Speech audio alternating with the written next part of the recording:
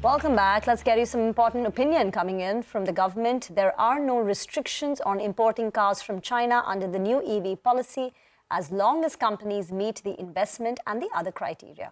That's the word coming in from Rajesh Singh, Secretary at the Department for Promotion of Industry and Internal Trade, DPIIT. Speaking to Parikshit Luthra, Mr. Singh said the new EV manufacturing policy has received strong response from global EV makers.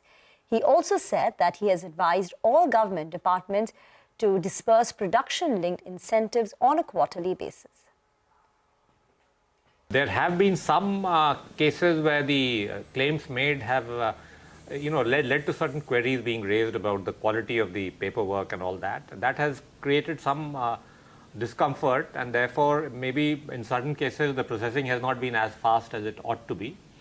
The government and the beneficiaries have to work together to ensure that that process improves.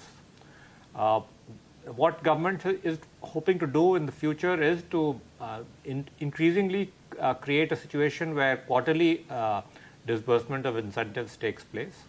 We are also looking deeply at the SOP itself and trying to ensure simplification where required. And finally, on the specific issue of the auto PLI, my understanding is that several companies in different categories have now met the investment threshold. The SOP will hopefully follow shortly, but I don't think the incentive claims as such have started coming in there. I don't think the SOP will prevent us from meeting those incentive claims. In the case of white goods, which is done directly by DPIIT, we rolled out the entire disbursement for the current year of about 65 crores. We actually released about 71 crores on the basis of the claims made. So it's not it's something that we are closely tracking, and we intend to ensure that business gets the incentives that it has claimed to in a reasonably quick fashion. What about the jobs? How many jobs have been created on the ground as a result? So let me try and dig out that figure for you. The target up to 22-23 for employment was 4,25,000 odd employment. What was achieved in up to 22-23 was 3,66,000 employment. For the 23-24 period, the target was 1,91,000 jobs, out of which till December, and we, of course, 3 months, we've just now ended the financial year, but I have figures only up till December. Till December, the figure achieved against the target of 191 was 1,27,000 employment. The cumulative achievement is 4,93,492 against the cumulative employment projection of about 30 lakh. So even that is cumulatively on track, but there are shortfalls or overachievement in certain sectors. I'd like to ask you, will there be any kind of threshold or criteria as to where you can actually import from? For example, if a company which is making an investment commitment wants to import from its plant in China, can they do so?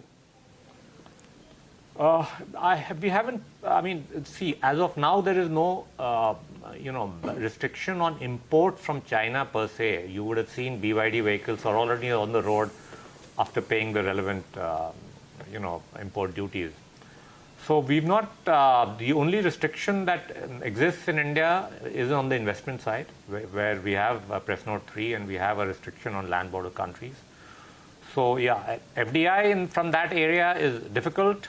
Imports from that area is theoretically possible under the present regime. Whether we'll necessarily keep it that way, I can't take a call. But as of now, under our existing policies and regulations, imports, there is no restriction on imports as such, subject to paying of relevant duty. And there's no reason to believe that any restrictions of that type are going to be applied. The restrictions that exist are only on FDI. In terms of hybrid vehicles, there has been a lot of discussion in the industry about lowering of taxes on hybrid. What is your view, and where are the consultations within the industry? DPIIT's view has been, and this is again a subject of the Ministry of Heavy Industries, they can take a final call on this. Our view was that there is a space for hybrid vehicles potentially to the extent that they also provide some degree of fuel efficiency, reduce fossil fuel dependence, and therefore they need not be kept from a tax standpoint at exactly the same level as a pure ICE vehicle. Maybe they can be given some concession, not as much concession as the pure electric vehicles. That was our view. We've conveyed that to MHI. MHI can take a final call on that. All right, on that note, we'll take a quick break. Coming up on the other side, the latest weather update with Manisha Gupta as IMD is predicting above normal temperatures between April to June.